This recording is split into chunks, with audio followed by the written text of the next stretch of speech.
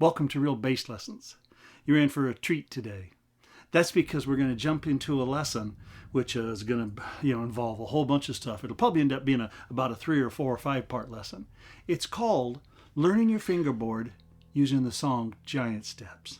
Now, don't let that scare you. You don't have to be a jazz musician, but it is a fairly high level lesson. It takes a fairly decent knowledge already of chords and scales and the chord changes to that song. But I'm just going to start by teaching you the root motion to that song. Then we'll learn the chords, actually major, minor, dominant, and then we'll start to practice around it, okay? You've all heard the song, I'm sure. Here's the melody.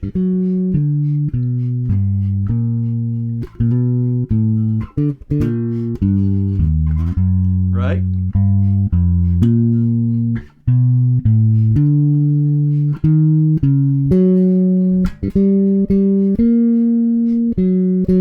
Sure. Let me play the bass line once, then I'll start to teach it to you. I'm going to do it like a little bossa nova. And by the way, as we go through this lesson, we're not going to make it harder. It's a lot more involved. There's a lot of pieces to it. We're not going to play it that fast. We're going to play it nice and slow. And the idea is to learn your fingerboard while working through these chord changes. Again, I repeat, you don't have to be a jazz musician. I'm not trying to teach you how to play jazz improvisation on this. Although if you work on this material and learn your fingerboard, you'll certainly be more capable of playing jazz. But the goal is to just simply learn where some of the notes and the chord changes and where the different things are on the fingerboard, as opposed to, kind of not knowing what's going on in this no man's land, okay? So here's just the bass line. Let's listen to it. 1, 2, 3, 4. I'm playing the roots only.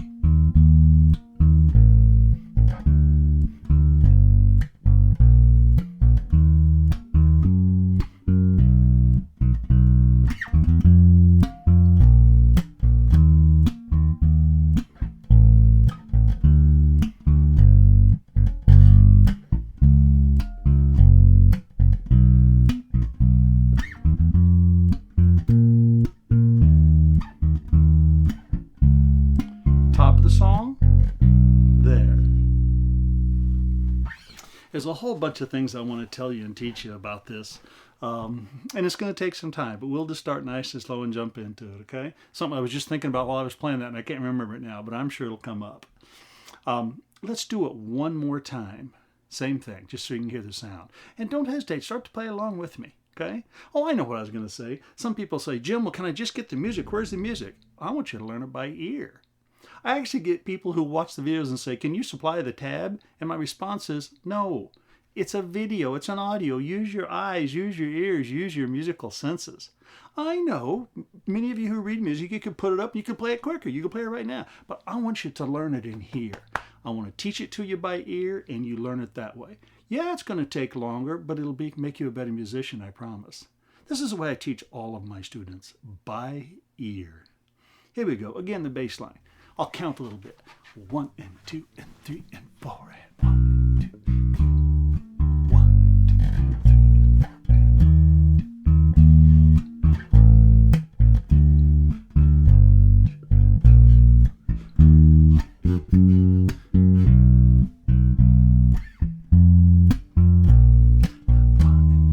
4 and 1.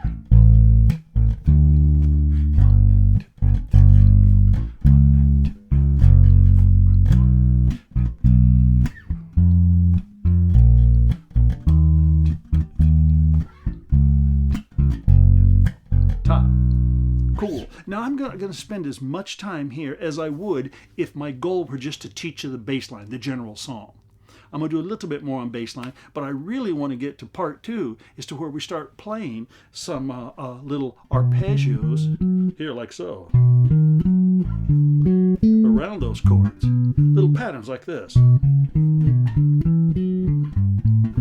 But you need to know the chord changes first. So let's work on those a little bit, okay? And by the way, again, I'm not going to spend as much time on this, so that means you need to repeat that part over and over and over and over to learn it. I get people who look at some of the lessons and they go, Jim, this is just too simple.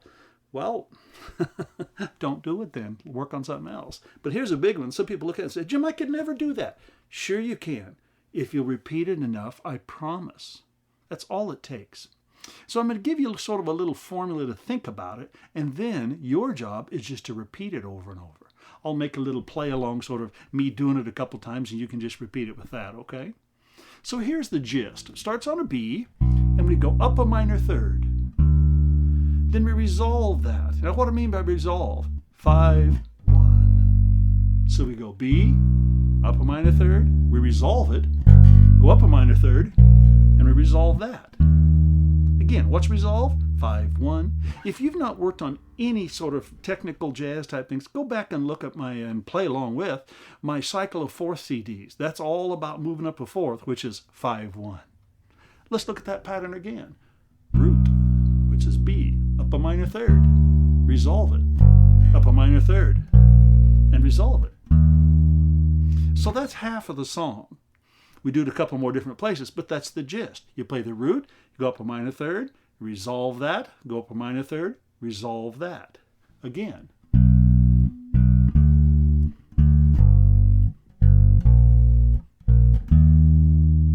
Cool, one more time. B, D, G. Now, why didn't I just teach it to you with the names of the notes? Because I want you to learn this shape, this pattern. It moves throughout the entire song. Now, there's one other shape that moves a lot, and that is when we're on a note, we go to a note a tritone away. What's a tritone? A flatted fifth, a sharp fourth, and we play a 2, 5, 1, which is cycle of fourths. 2, 5, 1. It's like resolve and resolve. So watch this.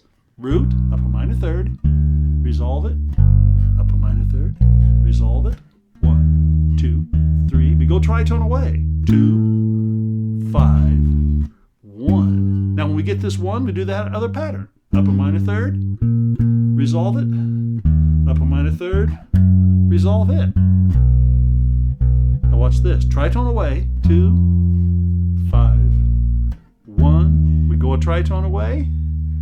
2, 5, 1. Tritone away. 2, 5, 1. Tritone away.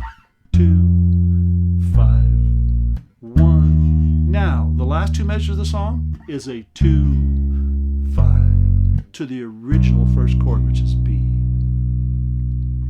Let me play that through in time. I know it's a mouthful, but it's just a repetition of two little patterns, two little shapes. You'll get them. And I'll speak it softly, but you can hear it, okay? I'll keep it in time. 1, 2, 3, 4. Root, up a minor third. Resolve, up a minor third. Resolve. Tritone away. 2, 5, 1. Up a minor third. Resolve it. Up a minor third. Resolve it. Tritone away. 2, 5, 1. Tritone away. 2, 5, 1. Tritone away.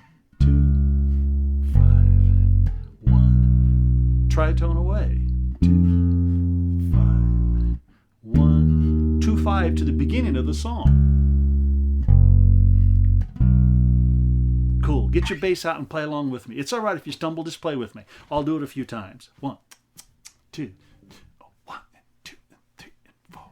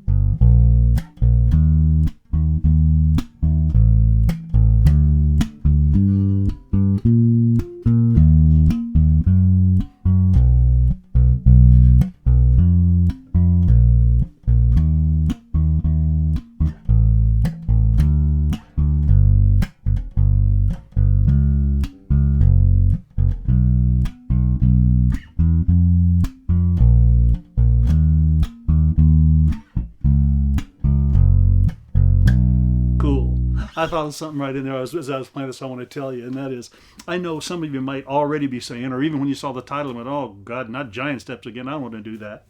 Folks, we want to learn the fingerboard. We're just going to use that song as a model, a method, a structure to work with.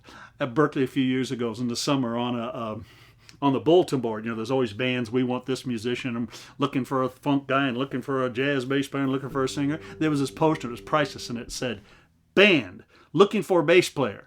Can you play giant steps at 300 beats per minute in all 12 keys? Big question mark. And then it said, neither can we.